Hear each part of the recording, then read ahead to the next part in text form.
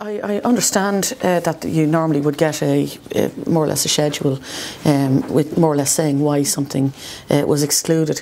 I haven't said that they were very heavily redacted, and people are looking for what's heavily redacted. I think some of these are pretty dramatic. Like, I mean, you can't read between the lines when you get something like this.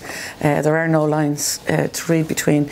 But the one thing I'm pretty comfortable with is that, and where there is a lot of criticism of public servants, this is one time that I would most definitely say that I feel quite confident that there was a very diligent work going on in the Department of Finance, that issues that were raised were taken very seriously and they did act on those issues.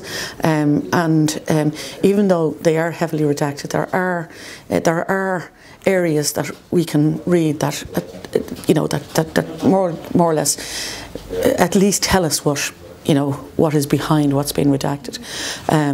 I think there are probably other things in this. I think that there may well have been an excessive use of black ink on this, and I would ask them maybe to go back and have a look and see if further information can be released on what I've already asked.